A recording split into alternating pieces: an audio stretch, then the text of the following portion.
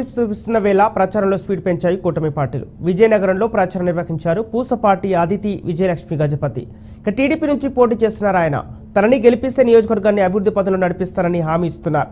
విజయనగరాన్ని గంజాయికి కేంద్రంగా మార్చుతున్నారని వైసీపీపై మండిపడ్డారు అదితి విజయలక్ష్మి. తమ గెలుపుపై ధీమా వ్యక్తం చేస్తున్న అదితి గజపతితో మా ప్రతినిధి Madhu face to face. Vizianagaram నియోజకవర్గంలో ఉన్నాం. ప్రస్తుతానికి ఇక్కడ నుంచి కూటమి అభ్యర్థిగా టీడీపీ నుంచి అశోక్ గజపతి రాజా గారి కుమార్తె తనయ అయినటువంటి అతిథి విజయలక్ష్మి గజపతి రాజు కూటమి అభ్యర్థిగా బరిలో దిగుతున్నారు. మరి వారు ఇప్పుడే ప్రచారం ఎన్నికల్లో హడావిడి అయితే మొదలై అనిపిస్తూ ఉంది. హడావిడిగా పాల్గొంటున్నారు ఎన్నికల ప్రచారంలో కూడా.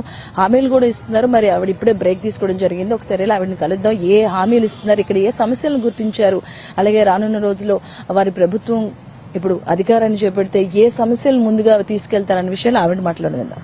సో అతిథి గారు నమస్కారం అండి. సో ఎన్నికల బరిలో వెళ్తున్నారు, ప్రచారంలో హడావిడిగా తిరుగుతున్నారు. మాకు టైం కేటాయించడానికి thank you so much. And ఎన్నికల ప్రచారానికి వెళ్తున్నప్పుడు ఎలా అనిపిస్తుంది? అసలు అద్భుతంగా ఉందండి. మనకే ఎంతో ఉత్సాహం వస్తుంది. ప్రజలు ఈ విధంగా వాళ్ళు ఆదుకున్నప్పుడు మనకు కూడా ఇంకా ఎక్కువ ఉత్సాహం వస్తుంది. ఇంకా ఎక్కువ ప్రజల కోసం చేయాలనేది మనకు అనిపిస్తూ ఉంది. అయితే విజయనగరంలో అయితే అద్భుతంగా రెస్పాన్స్ ఉంది. అందరూ May 13th ఎప్పుడు వెళ్ళి మేము మా ఓట్ హక్కుని వినియోగించుకోవచ్చు, ఎప్పుడు మళ్ళీ మన చంద్రబాబు నాయుడు గారు ముఖ్యమంత్రిగా చేద్దామనే ప్రజలందరూ ఎదురు చూస్తున్నారు. సో మీరు ప్రజల్లోకి వెళ్ళేటప్పుడు వాళ్ళతో ఇంటరాక్ట్ అవుతున్నప్పుడు ముఖ్యంగా మీకు ఏం వినిపిస్తుంది అక్కడి నుంచి? ఎందుకంటే మీరు 2019లో కూడా ఎన్నికల షార్ట్ టైం పీరియడ్లో మీకు నాకు తెలిసి ఒక 20 days ఆ టైంలో మీకు రావడం జరిగింది సీటు. సో అప్పుడు కూడా అతి తక్కువ ఓట్లతో మీరు ఓడిపోవడం జరిగింది. బట్ ఇప్పుడు మీరు అక్కడికి ఇప్పుడు డిఫరెన్స్ ఏం కనిపిస్తుంది? ప్రజల నుంచి మీకు ఎక్కువగా ఏం వినిపిస్తుంది?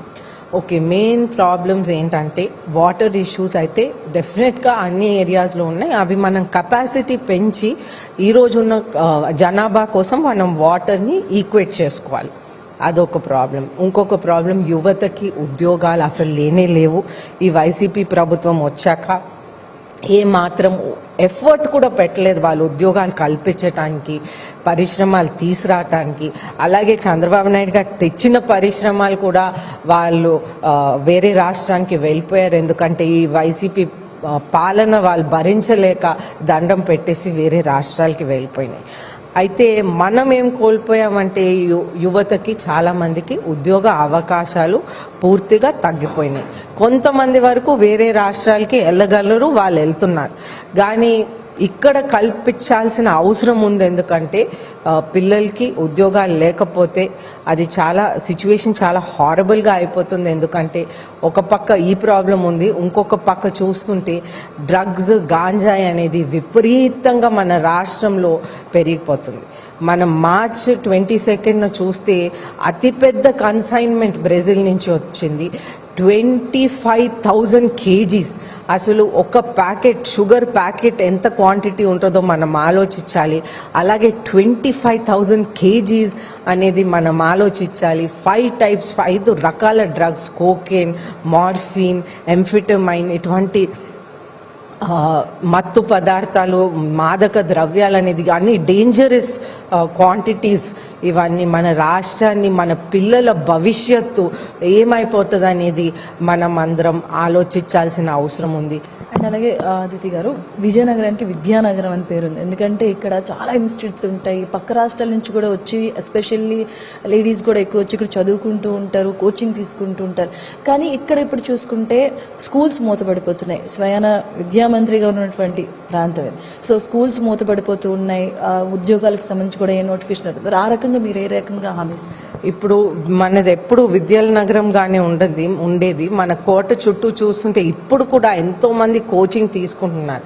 అయితే ఇది జగన్మోహన్ రెడ్డి గారు పాదయాత్ర చేసినప్పుడు జాబ్ క్యాలెండర్ January 1st ఇస్తామని ఎన్నో హామీలు చేశారు.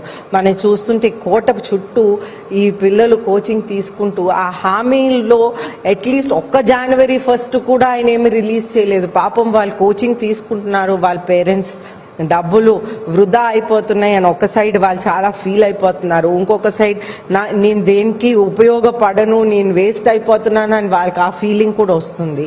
అయితే ఇప్పుడు మన ప్రభుత్వం వచ్చిన వెంటనే చంద్రబాబు నాయుడు గారు 20 లక్షల ఉద్యోగాలకి ప్రణాళిక వేశారు. అలాగే మొట్టమొదటి సంతకం కూడా మెగా డిఎస్సి మీద చంద్రబాబు నాయుడు గారు చేస్తారు. వాళ్ళు సంక్షేమం అనే పేరు చెప్తున్నారు, వాళ్ళు ఎక్సలెంట్ గా నటిస్తున్నారు. ఇప్పుడు నేను వార్డ్స్ లో తిరిగినప్పుడు ఎంతమంది వచ్చి నాకు చెప్పారంటే పెన్షన్లు మాది కట్ అయినాయి అని ఎంతమంది వచ్చి చెప్పారంటే, ఆఖరికి వాళ్ళు ఎంత డ్రామా చేస్తున్నారంటే వృద్ధులకి వికలాంగులకి కూడా పెన్షన్లు కట్ చేసే ఘనత ఈ వైసీపీ పార్టీకే దక్కుతుంది. ఎందుకంటే మనం ఈ ప్రభుత్వం వచ్చిన వెంటనే కూడా మనం మున్సిపల్ ఆఫీస్ దగ్గరికి వెళ్ళి ఒక రిప్రజెంటేషన్ కూడా ఇవ్వటం జరిగింది. వృద్ధులు వికలాంగులు అందరూ జాయిన్ అయ్యారు దాంట్లో. అసలు ఏ పార్టీ అయినా వృద్ధులకి వికలాంగులు కట్ చేయదు, కానీ ఈ పార్టీ వృద్ధులకి వికలాంగులు కూడా పెన్షన్ కట్ చేశారు. అప్పుడు ఇక్కడ ఉన్న నాయకులేమో మేము కమిషన్ వేస్తాం, కమిటీ వేస్తాం, ఎంక్వైరీ చేస్తాం అన్నారు, కానీ దానికి ఒక ఊసు లేదు. ఆఖరికి ఎన్నికలు వచ్చేసినాయి, ఇంకొక 1 వీక్లో May 13th ఎలక్షన్ రోజు కూడా వచ్చేసింది.